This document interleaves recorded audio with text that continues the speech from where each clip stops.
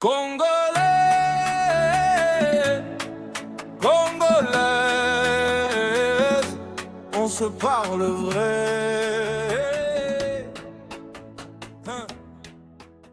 Bonjour et bienvenue sur Regard Echo. Aujourd'hui, nous posons une question stratégique. La politique monétaire peut-elle réellement stimuler la production locale en RDC? Dans un pays où l'inflation est élevée et l'investissement faible, quel est réellement le pouvoir de la Banque centrale?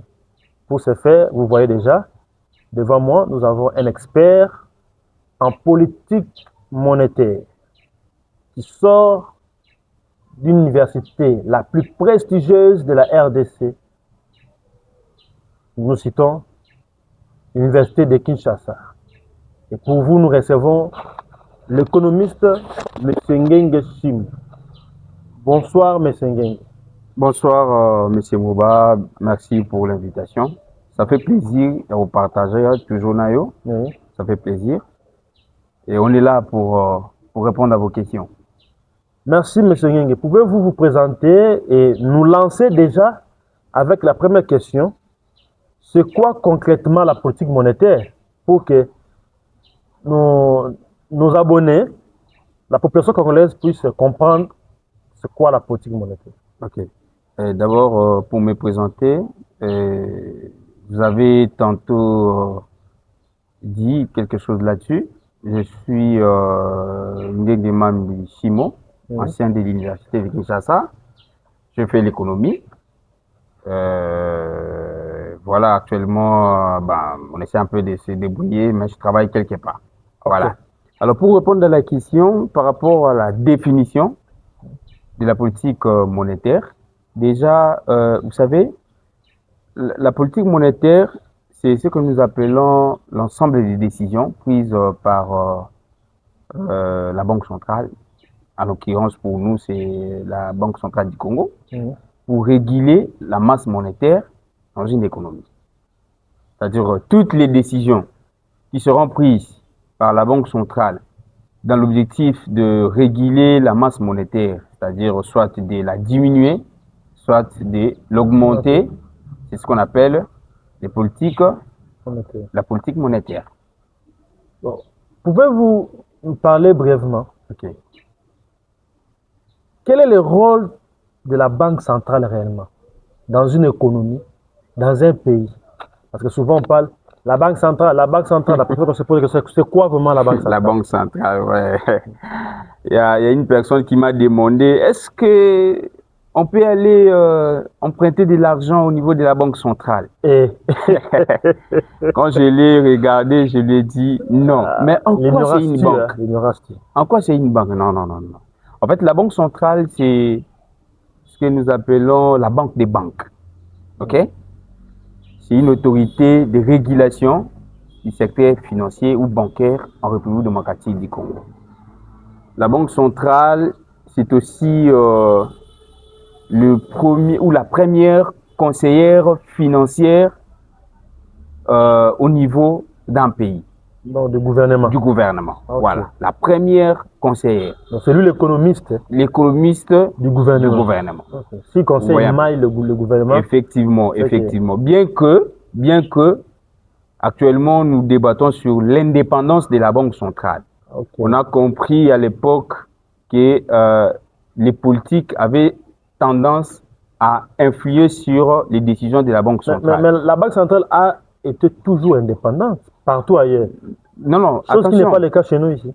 Bon, ce qui est sûr, dans des pays africains, il est très rare de trouver une banque centrale qui soit indépendante.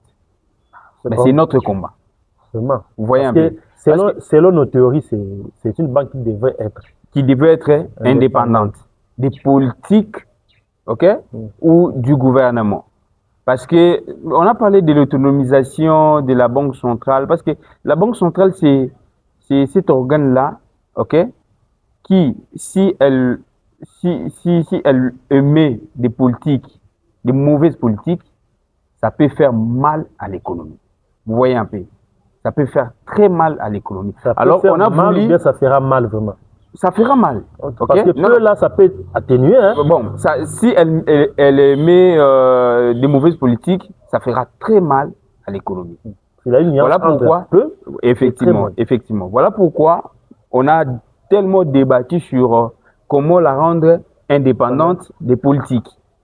Pour que, vous savez, les politiciens, quand un politicien est élu, par exemple, un président de la République, il a un projet de gouvernement. Vous voyez un peu. Et ces projets-là, des fois, ce projet n'est pas en adéquation avec la réalité économique du pays. Or, la Banque centrale est là pour, oui, bien qu'elle est conseillère, mais elle ne peut pas toujours appliquer ce dont les politiciens lui demandent de faire. Vous voyez un peu. Elle doit vraiment garder son côté indépendant pour prendre des politiques qui vont dans le sens de l'amélioration du climat des affaires dans le pays.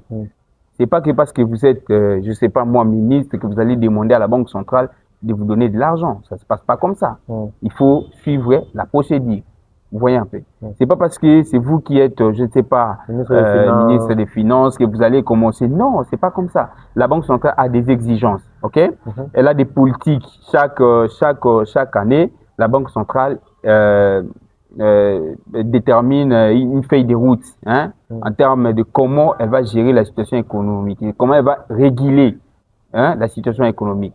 Et donc, elle n'aimerait pas être influencée par les politiques qui, des fois, très souvent, ne comprennent pas, l'importance de la Banque centrale. Maintenant, vous voyez un peu. Son rôle dans notre économie. Voilà. Son rôle, comme nous l'avons, c'est d'ailleurs la définition que vous avez posée. Vous avez demandé c'est quoi la Banque centrale. Je vous ai dit que non. C'est quoi la politique monétaire? C'est ce que vous avez posé la question. C'était la première question. Et je vous ai dit que la politique monétaire, c'était des décisions prises par la Banque centrale pour réguler la masse monétaire dans l'économie. Ok? Donc, la Banque centrale, parce que la monnaie que nous utilisons est fabriquée par la Banque centrale.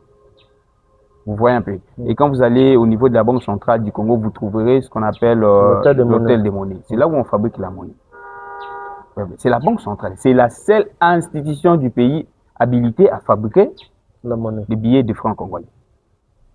Et cette institution a aussi des politiques pour régler la monnaie qu'elle a elle-même fabriquée. Vous voyez un peu. C'est-à-dire que si elle doit soutenir par exemple l'économie, parce que au-delà de son rôle, de tous ces rôles qu'on a cités, elle a aussi ces rôles-là de soutien à l'économie.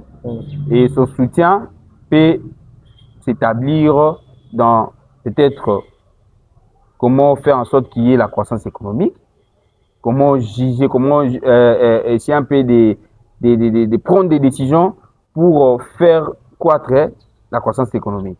Ouais. Mais maintenant, par quel instrument la Banque centrale peut utiliser pour faire croître la croissance économique? Déjà, il y a plusieurs instruments. Il y a des instruments directs et indirects.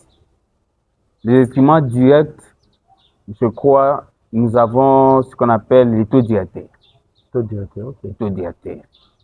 Je me souviens, ces taux nous a vraiment, quand on était encore à l'université, c'était ça faisait plaisir.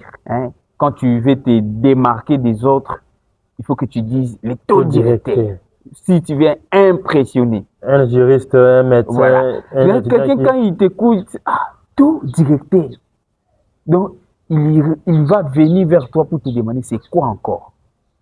Là, maintenant, ça te permet, ça te donne les champs libres pour dire. Là, tu te dis, je suis maintenant économiste. Voilà. Et on avait nos termes techniques, les taux directeurs, tout ça. Voilà. Donc, il y a ce qu'on appelle les taux directeurs. Les taux directeurs, c'est parmi des instruments utilisés par la Banque centrale pour réguler la situation monétaire ou économique du pays. Ça peut être dans le sens de si la Banque centrale l'augmente, ok? Donc là, c'est ce que nous appelons le durcissement des conditions d'accès à la liquidité. Vous savez, la Banque centrale travaille avec les banques commerciales. Oui, un peu. Les banques commerciales partent se refinancer au niveau de la Banque centrale. Et donc, quand elles partent là-bas, c'est moyennant un taux.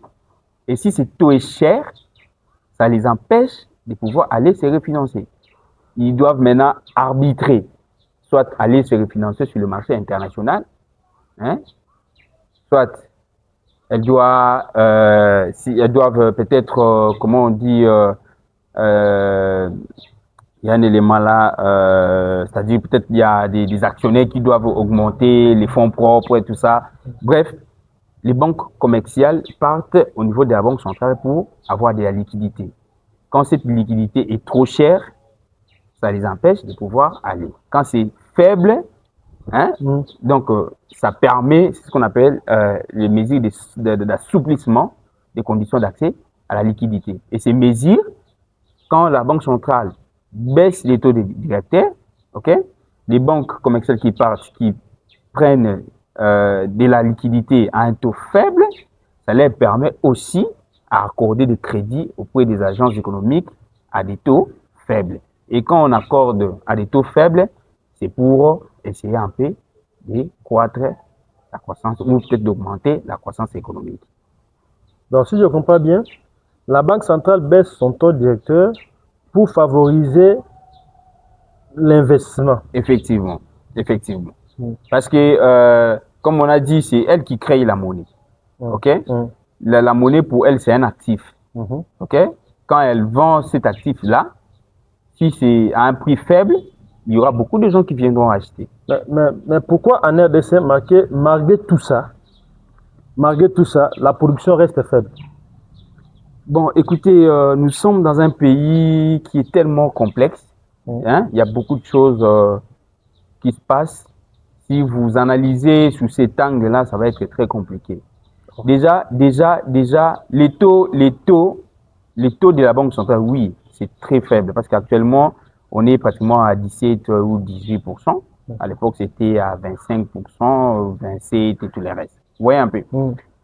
Alors, est-ce que si la Banque centrale augmente ou diminue les taux directeurs, ça a une incidence directe sur l'investissement? Vous posez la question. Non, c'est votre question. Oui. C'est une question aussi que je me suis posée. Maintenant, je réponds. Pour répondre, je dirais pas directement. Pourquoi? Parce que la détermination du taux d'intérêt, hein, pour les banques commerciales, oui, ça dépend du taux directeur de la Banque centrale, mais aussi de certains paramètres, ok, ce qu'on appelle les coûts du risque.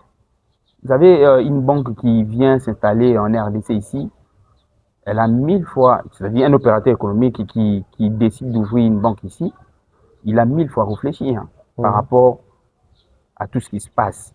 C'est un pays qui est d'abord instable politiquement. L'instabilité joue aussi, c'est-à-dire du jour au lendemain, il peut y avoir changement de régime. Par exemple, je ne sais pas ce que je souhaite, je suis en train d'analyser. Donc l'investisseur, quand il réfléchit, il ne regarde pas la couleur de la peau. Il réfléchit par rapport à ce qu'on appelle les retours sur l'investissement. C'est-à-dire que les 1 dollar que je vais investir, est-ce que les 1 dollar là va me rapporter combien? Il ne regarde pas que non, vous êtes beau, vous ne l'êtes pas. Non, il regarde les retours sur l'investissement. Et pour qu'il y ait retour sur l'investissement, il doit analyser la situation économique. Et si la situation économique n'est pas favorable ou n'est pas propice, il y aura ce qu'on appelle un risque pour lui. Vous voyez un peu. Et pour atténuer ces risques-là, ouais, il va vendre ces histoires chères. Voilà pourquoi, quand vous analysez, quand vous faites la comparaison entre les taux directeurs de la Banque centrale et les taux d'intérêt des banques commerciales, l'écart est énorme. Pourquoi? Parce que il y a ces facteurs-là, qu'on appelle les facteurs en termes de risques qui entrent en jeu, qui permettent aux banques commerciales de pouvoir fixer un taux qui soit un peu, pas attractif. Vous voyez un peu, pas attractif. Et en dehors de ça, ils vous diront, vous savez, j'ai sillonné pas mal de banques, mais à chaque fois que vous y allez, vous trouverez que sans les générateurs, ces banques-là ne peuvent pas fonctionner. On a un problème d'électricité. Vous savez le coût que ces banques, c'est pas pour être de leur côté. Ils sont en train d'analyser comme étant Non, un économiste. on analyse, oui. OK?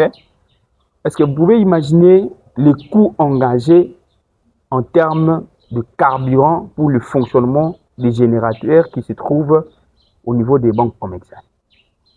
La qualité, même la qualité de connexion encore. La qualité de la connexion, par exemple. Vous voyez un peu. C'est énorme. Donc, Et tout ça sont des charges, sont des choses qui viennent compliquer un peu le fonctionnement de ces banques-là. Et pour se prémunir de tous ces risques, de tous ces problèmes-là, le taux est majoré peut-être à 10%, peut-être à 15% par rapport au taux directeur de la Banque centrale. Et c'est là maintenant que le gouvernement est appelé à pouvoir faire quelque chose, à agir pour essayer un peu d'assouplir, pour essayer un peu de régler cette histoire parce que ça date de longtemps. Raison pour laquelle bon nombre des opérateurs économiques restent dans l'informel. Effectivement aussi, parce que déjà aujourd'hui, pour avoir un crédit, il faut, on a actuellement les institutions de microfinance. Vous savez, d'abord, c'est un élément que j'allais peut-être aussi dire, pourquoi il y a d'abord les institutions de microfinance. Là, on peut y revenir plus tard.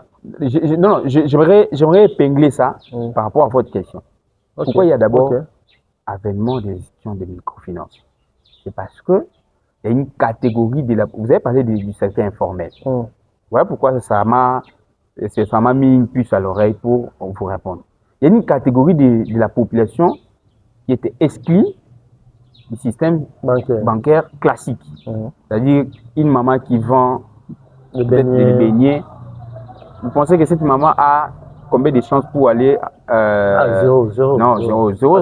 Elle n'a rien en termes de garantie, elle n'a rien. Et finalement, il y a ces banques-là, ces institutions de microfinance qui sont là. Vous voyez un peu.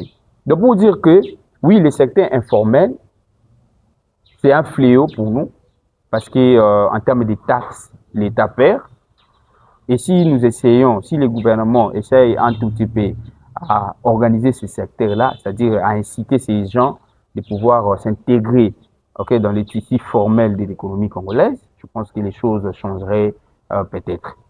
Pour vous relancer encore, est-ce que la Banque centrale peut agir seule dans l'économie pour favoriser la production?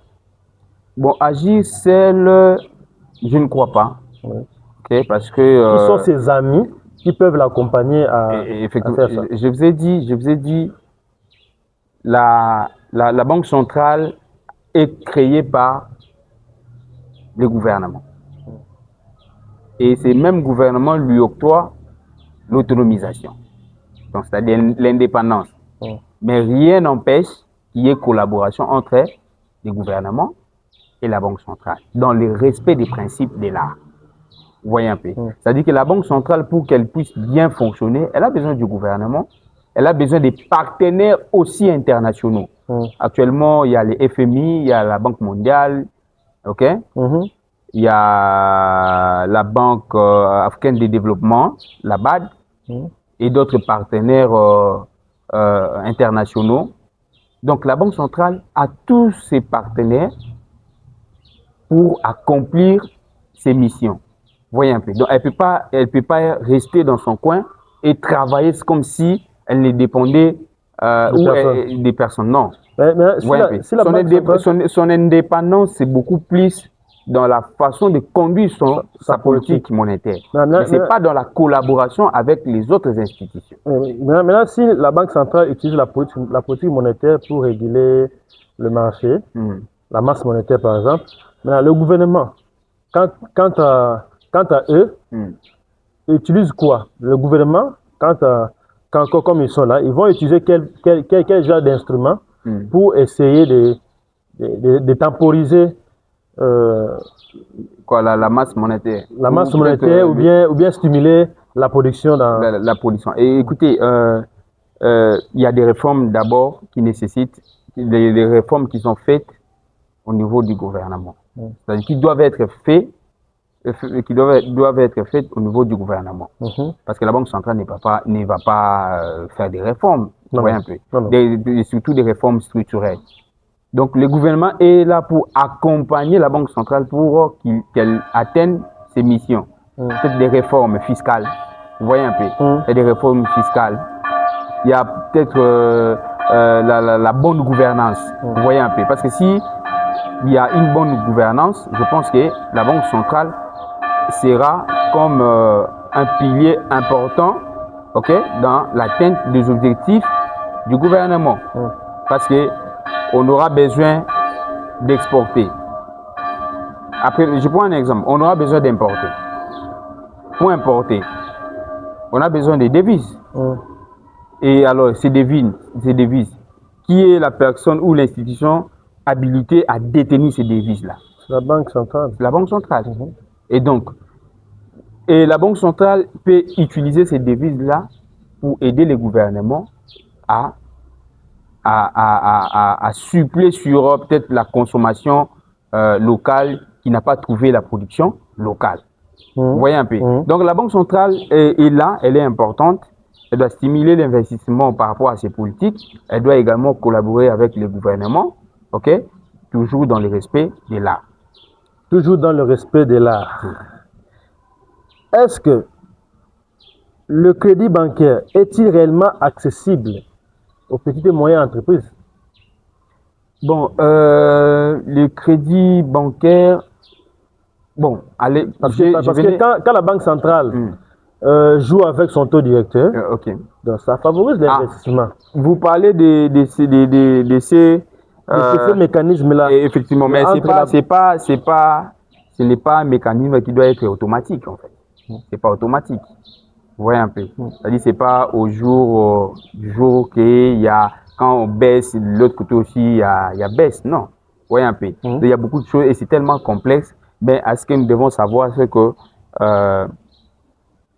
il y a possibilité de pouvoir favoriser l'investissement dans le pays. Vous voyez un peu. Il y a possibilité parce que si le climat des affaires ok, est assaini, c'est-à-dire que voilà, un investisseur qui vient dans le pays n'a pas trop il n'y a pas trop de tractations pour ouvrir son entreprise et commencer à œuvrer. Vous voyez un peu, ça peut favoriser l'investissement. Et si déjà on sait que il y a du côté là déjà vous touchez le côté gouvernement à jouer avec sa politique budgétaire. Et effectivement, et aussi des réformes. Vous voyez, actuellement, vous n'êtes pas obligé, quand vous allez dans d'autres pays pour ouvrir une entreprise, tu n'es pas obligé d'aller directement auprès de l'agent pour ouvrir son entreprise. À partir de ton téléphone, de ton smartphone, tu peux déjà commencer les premiers processus pour ouvrir son entreprise. Vous voyez un peu. Et nous avons créé les guichets uniques de création d'entreprise. Mais est-ce que la création a résolu quelque chose? Je ne pense pas. C'est-à-dire que oui, on a essayé un peu de réduire, de mettre tout dans un même bocal pour que voilà, qu'il y ait quand même cette facilité. Mais je pense que j'ai l'impression que c'est comme si ça n'a pas vraiment trop résolu ce qu'on avait comme problème. Vous voyez un peu. Donc, il faut assainir le climat des affaires. Il faut mener des réformes structurelles et économiques. Il faut essayer un peu d'alléger du côté taxe. Bien que ça va avoir un impact sur le budget, mais on peut gagner à long terme. Parce que quand il y a des entreprises qui s'installent et qu'on a allégé, oui, ça diminue un tout petit peu le budget parce que les budgets, c'est beaucoup plus les impôts et taxes. Vous voyez un peu, quand vous diminuez peut-être l'assiette fiscale et tout ce qui va avec, là, ça va influencer sur le budget. Si je comprends bien, si aujourd'hui, les taxes sont multiples, pourquoi on n'a pas d'entreprise aussi? Voilà, il y a plusieurs taxes qui ne devaient pas être là. Parce qu'on n'a pas d'entreprise. Non, je ne dis pas que... bon, je ne sais pas. Il y a plusieurs taxes. Ça freine OK? ça freine La les- création ou peut-être ça dissuade, voilà, c'est ça le thème, ça dissuade les investisseurs, c'est-à-dire les agences économiques détenteurs des capitaux pour venir investir dans le pays. doutent de venir investir. Voilà. Maintenant moi, j'allais dire ceci. Peut-être le gouvernement n'a pas assez d'argent. On peut dire ça, n'a pas assez d'argent. Et pour avoir l'argent, avec peu d'entreprises qu'ils ont, c'est pour ça qu'ils ont augmenté trop de taxes pour avoir d'argent et puis augmenter le budget. Alors, si au moins ils diminuaient le taxe, les entreprises viendront et puis le budget peut augmenter à long terme. J'allais seulement m'appuyer par rapport à ça. par rapport à ce que Ok, vous venez de je dire. comprends, je comprends. Donc, pour dire que non, les taxes, les impôts, tout ça, c'est important. Il faut vraiment avoir une politique fiscale qui soit attractive. Et quand c'est attractif, ça permet à ce que l'investissement aussi puisse s'installer dans le pays. Et quand l'investissement s'installe, c'est la création des emplois. Et voilà, tout ce qui va avec l'amélioration des conditions de vie de la population et tout ça. Voilà. Il faut vraiment penser sur ça et essayer un peu de réfléchir autrement parce que nous avons l'impression, c'est comme si, bah, on va dire, l'élite congolaise ne réfléchit pas trop sur ça. Okay? Surtout à long terme. Et surtout à long terme. Et on est focus matière première. Matière première. On est focus matière première et le reste, c'est pas leur problème. Oh, c'est bien dommage. C'est bien dommage. C'est bien dommage.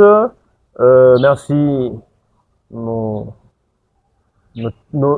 abonnés qui nous suivent. On capté ce que vous venez de dire. On suivait avec attention. Et nous voici à la fin. On a essayé de vous parler un peu de la Banque centrale et de sa politique monétaire qui influence notre production. Après avoir suivi 2 émissions sur la dépréciation monétaire et pourquoi la RDC consomme-t-il plus que ne produit, c'était évident de vous parler aussi de la politique monétaire et de la Banque centrale. Mais Ngenge, est-ce que vous avez un mot pour conclure Ok. Déjà, je vous dirais merci pour l'invitation. Je pense que ça ne sera pas la dernière. Ah non, je crois pas. Nous allons vraiment essayer un peu de faire en sorte que à chaque question d'actualité, que nous discutions et que nous proposions aussi, parce que l'objectif, c'est pas seulement de critiquer ou nous carrément, nous devons proposer des solutions. Étant des économistes, parce que c'est un économiste de l'université de Kinshasa. Moi, je suis économiste de l'université catholique. Effectivement, effectivement. Donc, moi, je suis très heureux. Je suis très heureux et quand il y a une question, dès que vous m'invitez, je vais essayer un peu d'arranger avec mon temps, mon emploi du temps et je serai toujours là de la partie. Et merci aussi à ceux qui nous suivent et ceux qui vont nous suivre. N'hésitez pas à vous abonner et à donner de la force à notre frère, et surtout, frère. À nous prodiguer beaucoup de conseils. Effectivement. Là où ça ne va pas. Effectivement, les suggestions, les remarques sont le bienvenu. Nous sommes là pour nous améliorer. Nous ne sommes pas parfaits. Non. Ok. L'économie est vaste. Là, il faut les reconnaître. L'économie est vaste. Et toutes les remarques sont le bienvenu pour améliorer et toujours dans l'objectif d'aider ceux qui nous gouvernent, de pouvoir pencher sur la question congolaise. Voilà. Merci, c'était M. Ngenge. La politique monétaire peut créer un environnement favorable, mais seul ne suffit pas. Il faut une collaboration étroite avec la politique budgétaire qui est vraiment régie par le gouvernement. C'était ça, la synthèse de ce que M. Ngenge a voulu nous dire. Pas seulement la politique monétaire qui est dirigée par la Banque centrale, mais aussi avec le concours du gouvernement. C'était moi, votre frère, votre serviteur Kevin Moba sur Regard Echo. Je vous dis merci et retrouvons-nous à la prochaine. Merci. Merci.